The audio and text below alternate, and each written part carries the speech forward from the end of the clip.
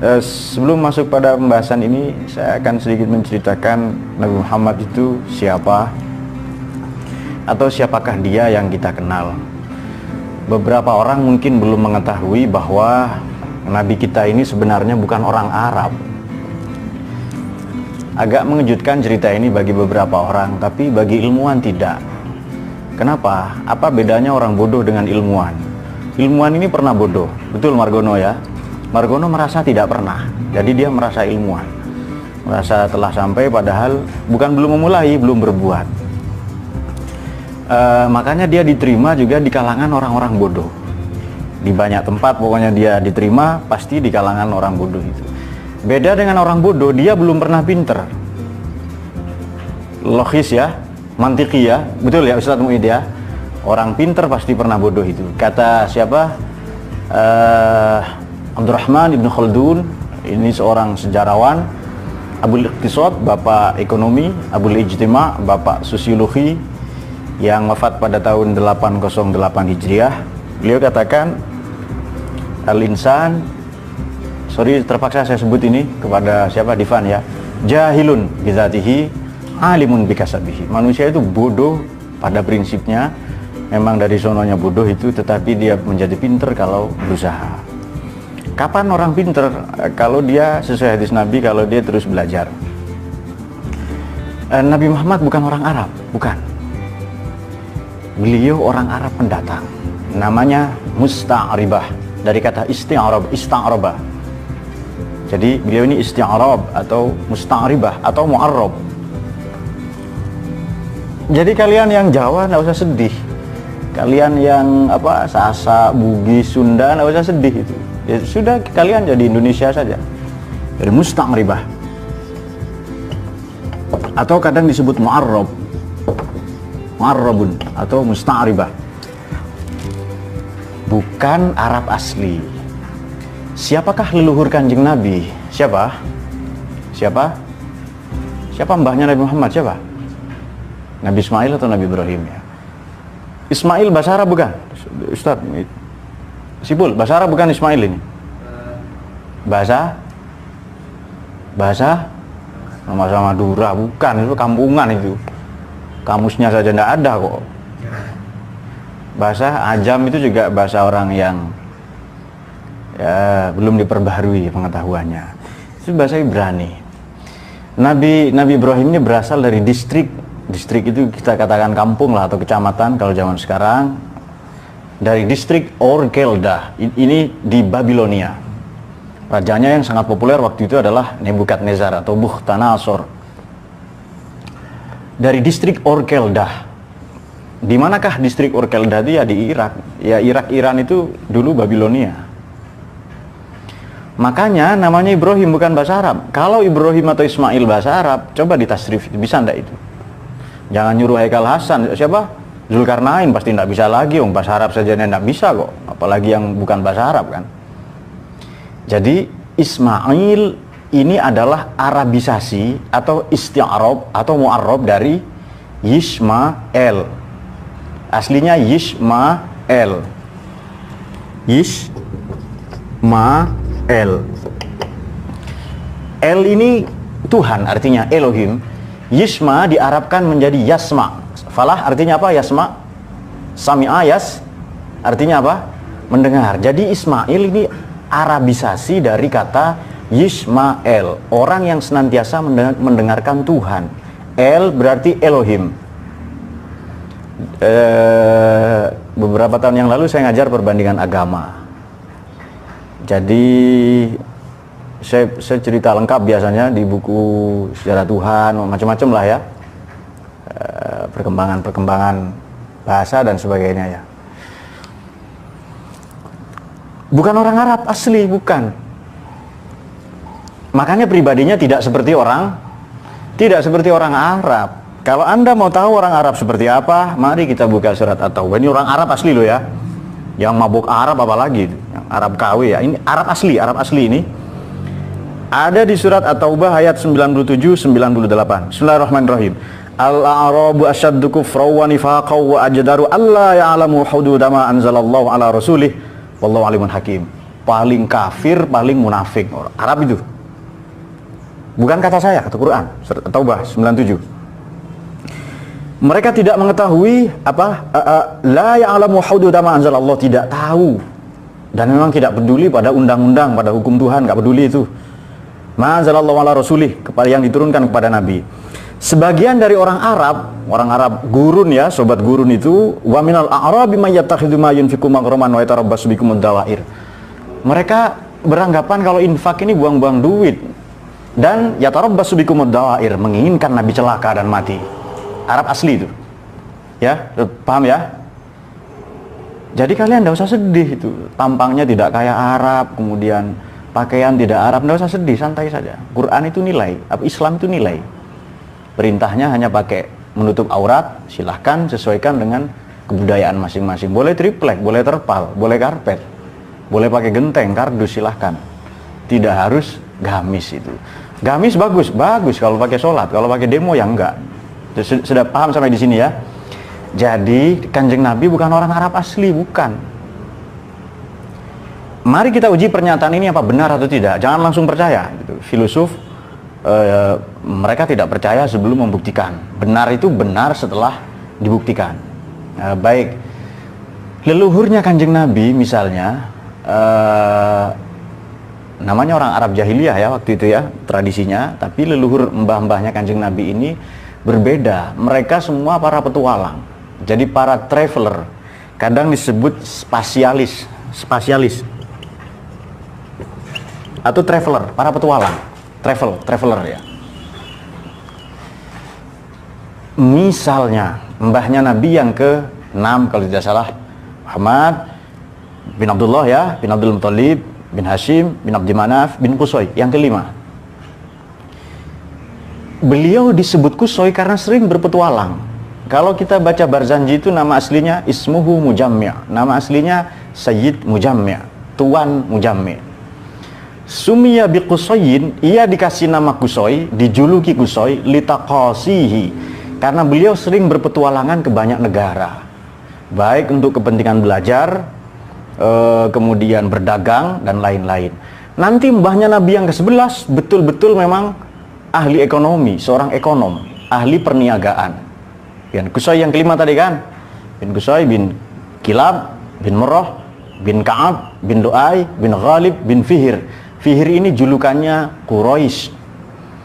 Bahasa Arab kuno itu kursun artinya uang. Quraisy ahli di bidang uang, ahli di bidang perekonomian. Jadi kalau ustadz amatir pasti tidak paham ini. Apalagi ustadz YouTube ya yang tidak punya guru, tidak pernah mondok, tidak pernah belajar di mana-mana, tidak pernah di pesantren itu. Tahu-tahu langsung fatwa gara-gara bikin video YouTube 2 menit misalnya itu. Nah, mereka, siapakah mereka? Mungkin seperti Arab gurun tadi itu. Al-a'rabu asyaddu kufran wa nifaqan, kemudian yajdaru Allah ya'lamu hududa ma anzalallahu ila rasulih, kemudian yatarabbasu bikumud dawair. Itu yang Arab gurun itu, Arab asli itu seperti itu. Maka tidak heran kalau watak-watak orang Arab itu seperti itu. Dan oleh karenanya Nabi diutus di sana. Apakah saya anti Arab? Saya cerita ini di beberapa tempat lalu dianggap anti Arab. Nama saya Arab, nama orang tua saya, mbah-mbah saya Arab semua. Yang mengkritik saya namanya Wahono, ya kan? Namanya Wahono, namanya Rukiman itu, Markimin, dan namanya itu, ya, yang mengkritik saya itu.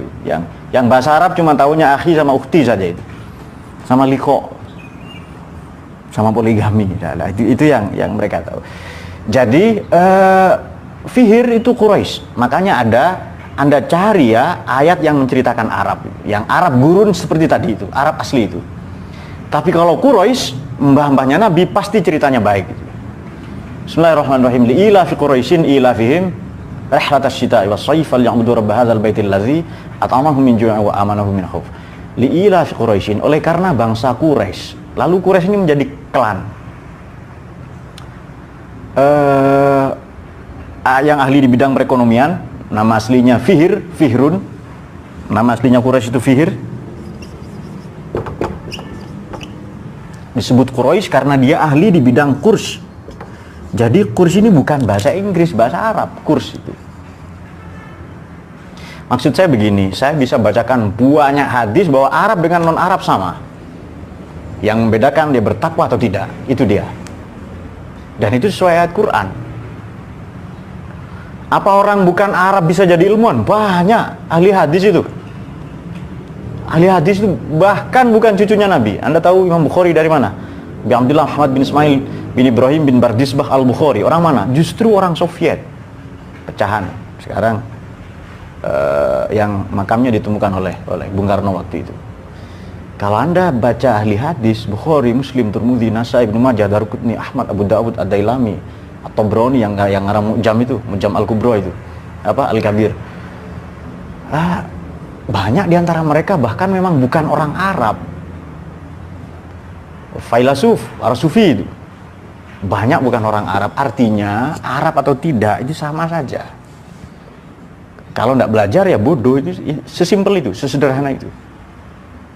Jadi Falahuddin, misalnya Falah ya, yang ditulis Falahuddin misalnya, seperti nama-nama di abad pertengahan, Paladins ya, di abad kegelapan Eropa lah, yang kemudian nyasar sampai di mana? Di Bogor ya, kegelapan di sana itu. Kalau Margono memang dia dan sekitarnya gelap, bahkan begitu Margono pergi terang, gitu ya. Kampungnya Margono pergi terang. Jadi memang ketika Margono ada, ayam-ayam, ternak-ternak, binatang semua dijaga oleh penduduk sekitar. Betul ya? Betul itu. Karena merasa tidak aman. Sebenarnya tidak ada Margono tetap dijaga karena memang binatang ternak itu, al-bahaim ya. Karena bangsa Quraisy ini sering melakukan rihlah, perjalanan, kalau musim dingin Syita ke selatan, Ethiopia ke Yaman, kalau Soif ke utara, Mesir sampai ke Eropa, Romawi Timur ya, Maroko, Maghrib dan lain-lain. Maka mereka yang punya banyak uang, mereka yang begawan-begawan ekonomi, oleh Allah diminta untuk diperintahkan menyembah. Falya'budu rabb hadzal bait. Ayo sembahlah. Kalau orang-orang yang punya pengaruh, elit lah ya, baik elit politik, elit ekonomi, elit kebudayaan, dia sudah ya'budu rabb hadzal bait, menyembah Tuhan yang sama, pemilik Ka'bah itu, nanti diikuti oleh orang awam. Jadi dakwah itu yang efektif sebenarnya kepada mereka yang punya pengaruh. Itu dakwah yang efektif itu. Dan Tuhan di sana digambarkan sebagai Tuhan yang sangat punya kepedulian pada ekonomi, yakni allazi at'amahu min ju', yang ngasih makan dari kelaparan. Kan Tuhan peduli pada kemakmuran dan kesejahteraan. Amanah min khauf, baru nanti keamanan, baru stabilitas politik, baru konstelasi kebudayaan dan lain-lain. Nah, itu juga beberapa bukti bahwa jadi mbahnya Nabi ini petualang, di samping juga ekonom. Kemudian Sayyid Abdul Muthalib itu takmir masjid, pengelola daripada Ka'bah itu. Memang orang Arab dulu namanya lucu-lucu ya, namanya Abdus Syams, hambanya matahari. Kemudian Abbas ini artinya orang yang merengut terus, bermuka masam, dari kata abasa wa tawalla an ja'ahul a'ma. Jadi ketika Sayyid Abdul Muthalib, ketika istrinya hamil, siapa nama istrinya? Tentu saja Bu Thalib ya, Bu Thalib itu Ibu Thalib, istrinya hamil. Sayyid Abdul Muthalib ini cemas dengan segala bentuk ketidakadilan, penindasan. Lantas apalagi itu paliknya Nabi ya, paman daripada baginda Nabi. Kemudian cemas dengan mereka yang menyembah berhala dan lain-lain, maka bermuka masam.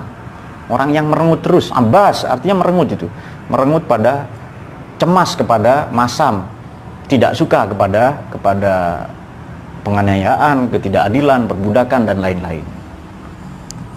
Ya Anda mau dikasih nama Abbas enggak apa-apa, bagus daripada Margono, enggak ada artinya kan, betul kan? Enggak ada artinya, enggak jelas, cari di kamus juga sampai sobek enggak ada itu. Nah, kalau ditulis di buku-buku sejarah, mengotori buku sejarah nanti. Kalau Margono diunggah ke YouTube, mengotori YouTube nanti itu. Pokoknya seperti itulah itu ya.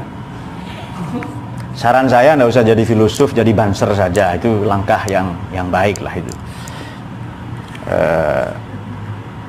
Bagaimana jadi filosof nggak bisa kan, sudah terlambat ya. Kecuali dia mau memperbaiki diri di mana? Ya, di tempat belajar kita ini. Maka akhlak Nabi ini tidak suka foya-foya, tidak seperti orang Arab pada umumnya. Dan memang Ka'bah ini posisinya kan lembah. Ada sumur Zam-Zam di situ, maka ia adalah tempat transit. Dilalui banyak sekali kebudayaan, kota yang kosmopolit lah ya. Ada kan aktivis organisasi kalian lah yang tidak ilmiah itu loh, menganggap Nabi ini Nabi revolusioner dari padang pasir katanya. Mekah itu bukan padang pasir, kota. Madinah juga kota, ya kan? Dianggap sobat gurun itu, revolusioner dari gurun itu. Apa bedanya dengan Badui kan? Maunya keren tapi nggak ngerti sejarah dia. Itu Allahumma sholli ala sayyidina Muhammad. Nah, itu beberapa latar belakang. Makanya karakteristik syakhsiyah ya, personality daripada baginda Nabi ini jauh berbeda dengan orang Arab pada umumnya. Beliau lebih senang berpuasa, mengasingkan diri, bersemedi ya. Kemudian nyepi, berkholwat di Gua Hira. Ini membuktikan bahwa tidak sama dengan orang Arab beliau itu. Coba analogi saya begini, saya hijrah ke Kalimantan. Mungkin cucu saya yang keempat, kelima jadi orang Melayu, betul ya? Tapi mereka katakan nanti, dulu mbah saya dari Jawa, pasti begitu.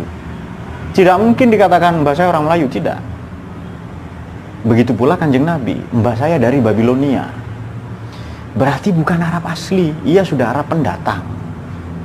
Arab asli, seperti surat At-Taubah 97-98. Asyaddu kufran wa nifaqon, la ya'lamu hududa ma anzalallahu ila rasulih. Tidak ngerti hukum-hukum, tidak tahu undang-undang, halal haram, tidak peduli. Perbudakan, istrinya 200, simpanannya 400, anaknya bertebaran di mana-mana, kemudian pembunuhan, apalagi perang antar etnik, namanya apa? Tribalisme dan lain-lain. Makanya ajaran Nabi ini ditolak karena akan mengganggu stabilitas ekonomi, stabilitas politik, maupun konstelasi budaya yang sudah berkembang, kemapanan yang sudah ada waktu itu. Nah, jadi kalian tidak usah sedih, yang bukan Arab tidak usah sedih. Imam mazhab itu Imam Hanafi, Imam Abu Hanifah ya, dengan Imam Ahmad bin Hambal bukan Arab. Imam Syafi'i pun bukan cucu Nabi, meskipun Quraisy juga bersambung ke mbah-mbahnya Nabi itu. Sekali lagi bukti bahwa sudahlah, kita ini Indonesia jadi Indonesia gitu, nggak usah kepingin jadi Arab, nggak usah gitu. Jadi kita lahir di Indonesia disyukuri. Islam itu yang kita terima, akidahnya, risalahnya kita terima itu, tapi fakta bahwa kita orang Indonesia nggak usah dihilangkan. Nah, ini beberapa ada orang yang ngajinya tidak seperti kita, lalu keblinger, lalu kepingin jadi Arab. Orang Arab sendiri itu kiblatnya ke Amerika. Anda tahu Saudi itu negara boneka, hadiah dari Amerika. Jadi barokatan syamilah warahmatan nazilah min hadrati Amerika. Itu Saudi itu. Ada dua kota yang seharusnya menjadi punya Yaman, tapi oleh Amerika diberikan ke Saudi, yakni Najjar dengan Taif. Sampai kiamat akan konflik terus, sesuai hadis Nabi itu. Ceritanya begini, ketika negara-negara Turki Utsmani runtuh ya, 24 Maret 1924, 23 Maret 1924 sudah runtuh. Negara Arab yang 22 provinsi ini menjadi menjadi bancaan. Bancaan itu apa ya? Pokoknya dikapling-kapling menjadi milik Inggris, milik Italia seperti Libya ya, kemudian milik Inggris, Prancis, semuanya dijajah itu. Dan rata-rata sudah sekuler, bahkan sosialis. Amerika tidak mau kalah saing dengan Soviet waktu itu, terutama pasca Perang Dingin. Ketika sebelum dimulai sampai pasca Perang Dingin. Caranya bagaimana? Bikin negara tandingan, bikin negara boneka. Siapa saja negara boneka itu? Apa saja? Arab, Saudi maksud saya, kemudian Bahrain, kemudian Kuwait, kemudian Uni Emirat Arab. yang penduduknya masih 200.000, 600.000, cuma 4 suku, 2 keluarga. Abu Dhabi itu kan nama keluarga itu, yang sekarang Abu Dhabi itu Abu Dhabi itu. Nah seperti itu kira-kira, maka mereka tidak punya nasionalisme. Nah sekarang bagaimana kalau ada hadis Nabi bahwa kecintaan saya kepada Arab ini karena 3 hal. Selain Arab itu bahasa Quran, li'anil Arabi, karena saya orang Arab. Betul, tapi Nabi bukan Arab asli. Nah, itu yang patut dipahami itu. Supaya begini ya, dan memang di Quran itu semua dimuliakan oleh Allah itu. Yang kafir, yang Yahudi, yang Hindu, yang Konghucu. Walaqad karramna bani Adama wa hamalnahum fil barri wal bahri warzaqnahum minat thayyibat. Allah memuliakan, sungguh-sungguh memuliakan semua anak cucu Adam itu. Dimudahkan transportasinya di darat, di laut, kemudian dikasih rezeki yang baik-baik. Siapa? Divan dengan Bahri tidak makan koral, sekrup atau baut, tidak, makannya yang baik-baik, betul ya? Semua makanan yang baik-baik, atau makan flash dish atau apa, tidak. Kemudian in akramakum nanti ya indallahi atqakum, dan beberapa ayat yang lain. Nah itu beberapa latar belakang yang sudah kita jelaskan ya. Hal ini sekali lagi membuktikan bahwa